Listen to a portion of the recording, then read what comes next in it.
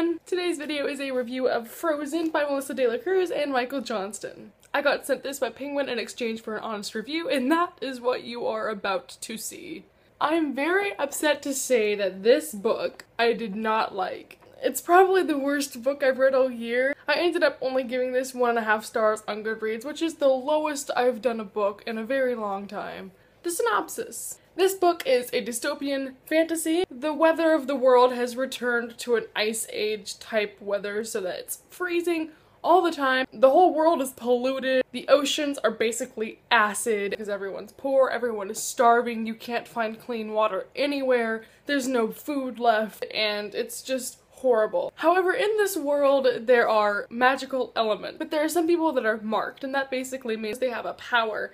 And Nat, the main character, is marked, but she has to hide her identity so people don't know because the marked people are kind of treated horribly. And she works in a casino in Las Vegas. The point of the book is that there's a rumor going around about this place called the Blue, and it's a place where supposedly the weather is nice, there's food. Nat has a dream of going there, so she enlists the help of a guy named Ryan Wesson to help her get there, and it's just about their adventures as they try and go to the Blue. Does this sound familiar? It should. I'll talk about that later. I'm gonna begin with a chronological how I felt about this book. First of all, I was really enjoying this book because I loved the world and I loved how it was cold all the time, but I absolutely loved the setting. On another hand, it's a very unrealistic dystopian world. There were certain things that they got right, like the new language is called Textlish, and it's literally just chat speak, and that's very scary because that's kind of probably what's gonna happen in the future.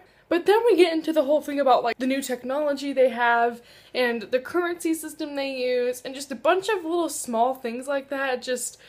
It was really weird and I just couldn't believe that. So yeah, the world building was just weird. And a reason why the world building was weird is because everything is so hasty in this book. I think it's different from being fast-paced. The action and the world building in this book were done extremely quickly, like they were just trying to get it over with, and that made it really confusing because we would do something and it would be like, oh yeah, and by the way there's that thing in this world, but we have to keep moving.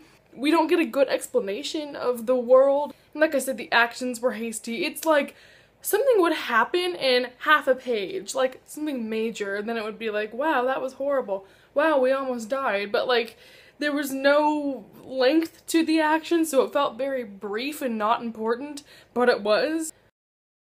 My number one, okay, not my number one, but a huge problem I had with this was that the insta-love was so bad. Wes, which is Ryan Wesson, and Nat kind of get a thing going where literally the first time they see each other, they're like, oh, which is kind of typical of YA books, but as we kept moving along and as they were going to the Blue together with their crew on the ship, it was so annoying because they would look at each other and be like, it's only page 60, but wow, I'm in love with him. This is the worst insta-love I've ever read, probably. Because there was no reason behind them falling in love, and it would say, like, this book is told in dual perspective, so you gotta hear from both Wes and Nat. And Nat would be like, I shouldn't fall in love with him, but I am. And Wes was like, I shouldn't fall in love with her, but I am. And it was totally cliche, and I just was so done. Their relationship was a ridiculously cheesy type of angst. Because like I said, since it's in dual perspective, you hear one of them go, I like her, but she doesn't like me, and the other says the exact same thing. It's really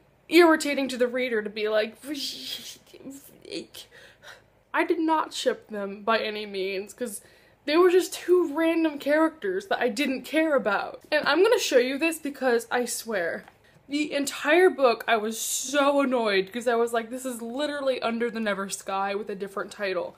So I get to the last section of this book and see this. Is that not the exact same font? This book is like a worse version of this book, or this series rather. So if you think this idea sounded cool, I highly recommend you just read Under the Never Sky instead, because this one is so much better. I'm not even sure how these guys got away with doing that, because it's literally the exact same thing as this. Those are just a couple of specific things that I had to deal with the whole book, but overall this book was just unrememberable, because I liked the world, but other than that, just the characters weren't that great. There was just so much underdeveloped. Like I said, there's magical creatures in this, and I don't even remember the different types and what they do, because we didn't get a very solid explanation of what it is and what it does, and everything was just so fast that I was lost. This was honestly not a good book. If you want to read it because you think the whole magical thing sounds cool, then go right on ahead. If you understand the point of it more than I did, I just hit myself in the face. Good for you. The characters were just blah. Everything was just blah.